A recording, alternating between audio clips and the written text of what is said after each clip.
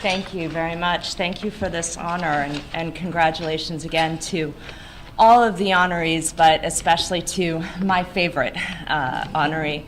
And please excuse me if I speak a little extemporaneously today. I was just handed these remarks, having just driven in from Washington, D.C., where I myself have just entered law school. I'm 2 weeks in and have completed just under 1% of my law school education. So part of my reason for being here today is to ask any of you if my dad has handed you any of his outlines from 50 years ago. I would love to see them. But really, it's an absolute honor to be here with all of you. And my dad first sought to learn about the practice of law with the firm Darguch, Saxby, and Darguch. And the first thing he learned was not to stand in between Bill Saxby and the spittoon. His next position was 4 years at Chester and Rose, during which he spent doing everything from domestic relations to lobbying and SEC work. And an additional 4 years were spent also with Jack Chester at Bank Ohio, when the credit card business and Truth in Lending really changed that business. And that's always been fun for me to have the Chester family as such close professional and personal friends of ours.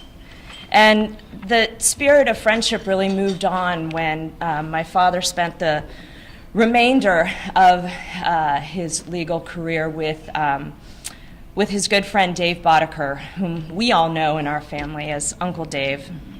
The prior experiences came into play on the most interesting part of the career, the creation of the automated clearinghouse for financial transactions.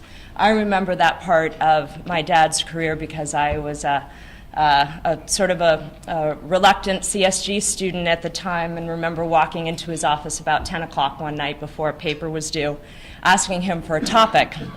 He was working on ACH papers, so I believe in grade 8 I completed a paper on electronic funds transfer. This in turn led to the creation of the National Automated Clearinghouse Association in conjunction with the Boston Federal Reserve. It was fun working with the other lawyers for my dad from around the country on that project, and I believe it's affected everyone in this room. My father's Bar Association activities included buying the donuts for the then Law Institute's Committee of the Columbus Bar, chairing the committee and the Unauthorized Practices Committees, and a few years on the Ethics Committee. And my mother, Barbara, also served as president of the Columbus Bar Auxiliary, which I know has been important to many of the other women in this room. I remember distinctly my father serving as city attorney for the city of Arlington, and that was contemporaneous with Dave Boddicker serving as in the same role for the city of Bexley. And I remember there were times driving back and forth between Bexley and Arlington, a little late at night perhaps, and having to juggle between the two different curfew hours that these two law partners had set. So I had to figure out exactly the right way to drive in between Bexley and Arlington late at night and not violate any curfews when they had set different times for those. I also learned during that time something I'm just now learning in law school about service, about what in fact constitutes service, and remember very distinctly Arlington police driving up to the front door and not being afraid that police were driving up to the front door every Friday to deliver my dad's packet for city council and for being a city attorney.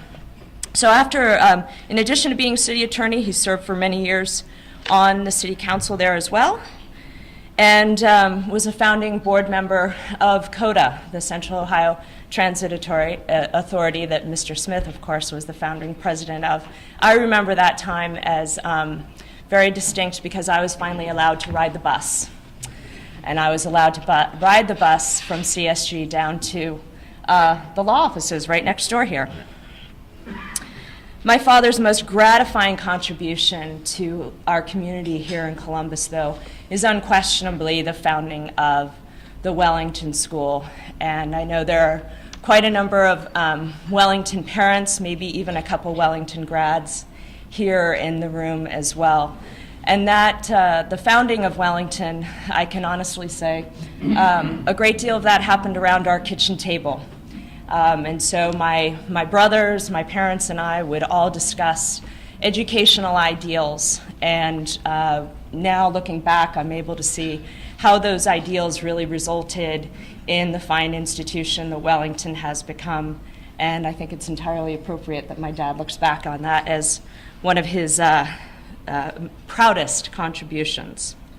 He's proud of the school's effect on the lives of thousands of young people, and remembers that a lot of people said it couldn't be done, and in fact it was done. So I'm very proud of my father today, and I'm very happy to be finally, after 20 years, perhaps a little too late, following his footsteps and proceeding to law school myself.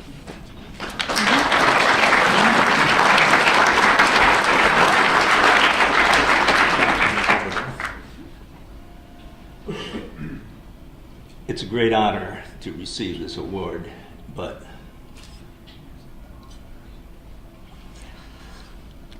I have a hard time receiving it without three guys who were in my law school class who should be here.